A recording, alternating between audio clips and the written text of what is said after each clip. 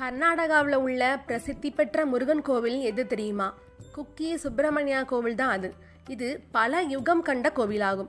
கந்த புராணத்தில் தீர்த்தஷேத்ரா மகிமணி ரூபணா என்ற அத்தியாயத்தில் இத்தலத்தை பற்றி கூறப்பட்டுள்ளது. இந்த கோவிலானது தட்சிண கன்னடா மாவட்டம் சுள்ளியா தாலுக்காவில் அமைஞ்சிருக்கு. இது குமார பர்வதா மலையில் உற்பத்தியாகி ஓடி வர்ற குமாரதாரா என்ற ஆற்றின் கரையோரம் அமைஞ்சிருக்கு.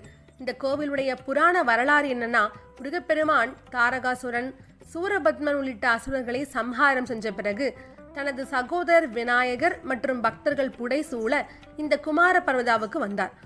அவரை இந்திரன் மற்றும் தேவர்கள் வரவேற்றனர். அத்தோடு அவர்கள் பல்வேறு புனித நதிகளிலிருந்து தண்ணீர் எடுத்து வந்து முருகப்பெருமானுக்கு அபிஷேகம் செய்கிறாங்க. அந்த புனித நீரானது ஆறாக ஓடியது. அதுவே குமாரதாரா நதியானதாக சொல்லப்படுகிறது.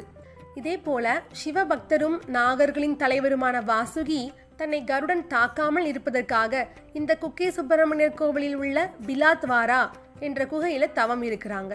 இதைத் தொடர்ந்து சிவனின் ஆணையை ஏற்று வாசுகியை இந்த தலத்தில் தனது பரம பக்தராக தன்னோடு இருக்கும்படி முருகப்பெருமான் அருள் புரிகிறார்.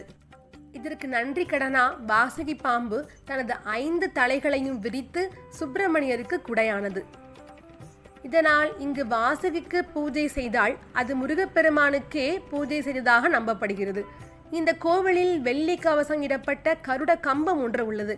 வாசுகி பாம்புடைய விஷமானது பக்தர்களை தாக்காமல் இருக்க வேண்டும்ன்றதுக்காக இந்த கருட கம்பம் இங்கு நிறுவப்பட்டிருப்பதாக நம்பப்படுகிறது.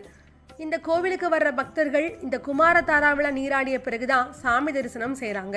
இந்த ஆற்றுடைய தண்ணீரானது பல நோய்களை குணப்படுத்தும் சக்தி வாய்ந்ததாக பக்தர்களால் நம்பப்படுகிறது.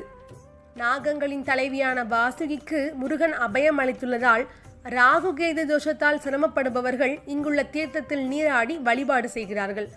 பிரம்மஹத்தி தோஷம், முன்ஜென்ம பாவங்கள், பித்ருகடன் நிவர்த்தி தலமாக இந்த கோவில் விளங்குகிறது.